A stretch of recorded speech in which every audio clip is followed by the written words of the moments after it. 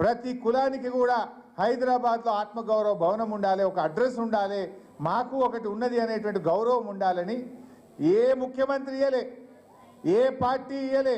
కేసీఆర్ గారు BRS party అన్ని కులాలకు హైదరాబాద్లో మంచి స్థలాలు కేటాయించింది, డబ్బులు కూడా ఇచ్చింది. మరి రేవంత్ రెడ్డి వచ్చి 2 ఏళ్ళ ఒక్క ఇటుక పెట్టిండు ఆయన, ఒక్క భవనం కట్టిండా? నేను మొన్న ఆయనకు పేరు పెట్టినా, కటింగ్ మాస్టర్. సీఎం అంటే ఈయన చీఫ్ మినిస్టర్ కాదు, కటింగ్ మాస్టర్ అని పేరు పెట్టినా. ఎందుకు ఈ మాట మీకు గుర్తు చేస్తున్నా అంటే, ఈయన ఎక్కడ ఒక కొత్త బిల్డింగ్ కట్టింది లేదు, ఓ కొత్త స్కీమ్ పెట్టింది లేదు. ఉన్న కేసీఆర్ టైంలో కట్టిన బిల్డింగ్లకు పోయి రిబ్బన్ కత్తిరించుడు, కేసీఆర్ గారు పెట్టిన మంచి పథకాలకు కత్తెర పెట్టుడు. ఇప్పుడు మీ కోడలో మీ బిడ్డనో కొండాపూర్ దవాఖానలో కాన్పుకు పోతే కేసీఆర్ కిట్ ఇచ్చి అన్నం పెట్టి ఆటో కిరాయి లేకుండా తల్లిని బిడ్డను ఇంటికాడ దించిందా లేదా ఆ రోజు? ఇప్పుడు రేవంత్ రెడ్డి వచ్చి 2 ఏళ్ళ కేసీఆర్ కిట్ ఉన్నదా? వస్తుందా? 13,000 రూపాయలు వస్తున్నాయా? బంద్ అయిపోయింది. బతుకమ్మకు చీరలు వచ్చినాయి కేసీఆర్ ఉండగా, ఇప్పుడు వస్తున్నాయా? బంద్ అయిపోయినాయి. ఏది చూడు అన్ని బందే. పిల్లలు చదువుకుంటే ఫీజు రియంబర్స్మెంట్ రావాలి, అది బంద్ అయిపోయింది. ఏ పథకం కూడా లేకుండా ఉన్న పథకాలకేమో కత్తెర పెట్టిండు, కేసీఆర్ కట్టిన బిల్డింగ్లకేమో రిబ్బన్లు కత్తిరిస్తుండు. ఆత్మగౌరవ భవనాలంటే గుర్తొచ్చింది, మా తలసాని సీనన్న ఇంట్రెస్ట్ తీసుకొని యాదవులది కుర్మలది బ్రహ్మాండమైనటువంటి భవనం ఆత్మగౌరవ భవనం కట్టించినాం మనం. కాకపోతే మనం ఇనాగ్రేషన్ చేయలే, సరే చేసుకుందాంలే మన గవర్నమెంటే వస్తుంది అనుకున్నాం. రేవంత్ రెడ్డి పోయిండు, గెలిచినాక ఆడ మీటింగ్ పెట్టి ఆయన్నే జాగిచ్చినట్టు, ఆయన్నే కట్టినట్టు, మొత్తం చెమట పడ్డట్టు ఇక రిబ్బన్ కత్తిరించుకుంటే పోజులు కొడుతుండు. ఒక్క భవనానికన్నా ₹1 ఇచ్చినావా రేవంత్ రెడ్డిను? ఏ బీసీలకు ఇలా మొసలి కన్నీరు గారుస్తున్నావు 42% అని మోసం చేసినావు బీసీలను. ₹1 అన్న బీసీల ఆత్మగౌరవ భవనానికి రేవంత్ రెడ్డి గారు ఇచ్చారా అని నేను అడుగుతా ఉన్నా. ఒక్క పైసా ఒక్కనాడు రివ్యూ చేసినావా? ఒక్క గజం జాగిచ్చినావా?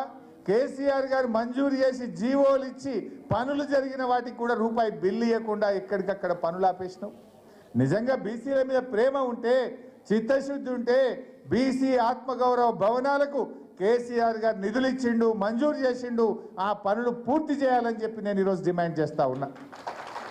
ఇంకా చాలా విషయాలు ఉన్నాయి కానీ నేను ఎక్కువ విషయాలకు పోకుండా తప్పకుండా మీ ఒడ్డరులకు కేటీఆర్ గారు, నేను, తలసాని సీనన్న మేమందరం బాధ్యత తీసుకొని రేపు రాజకీయంగా ఆర్థికంగా మీరు పైకొచ్చే విధంగా అన్ని రకాలుగా సహకరిస్తాం. మీరు కూడా చాలా మంచి జాతి, మొండి జాతి, మాట తప్పని జాతి, బండ జాతి, మొండి జాతి, మాట తప్పని జాతి. మీరు మీ ఓట్లు ఎట్లా వేస్తారు నాకు నమ్మకం ఉన్నది. కానీ 15 రోజులు మీ గల్లీలో మన మాగంటి సునీతమ్మ భర్తను కోల్పోయింది. 2 ఆడపిల్లలు, పెళ్లి కాని ఆడపిల్లలు ఉన్నారు, పెళ్లి కాని పిల్లలు ఉన్నారు, చిన్న పిల్లలు ఉన్నారు. ఆ అమ్మాయిని మేము రోడ్డు మీద వదిలేయచ్చినా? అనుకోకుండా గోపి గారు చనిపోయింది. గోపి గారి కుటుంబాన్ని, జూబ్లీ హిల్స్ను కాపాడుకునే బాధ్యత మాకు ఉండదా? ఎవరన్నా సడన్గా చచ్చిపోతే ఆ కుటుంబాన్ని ఇడిచిపెడతామా మనం?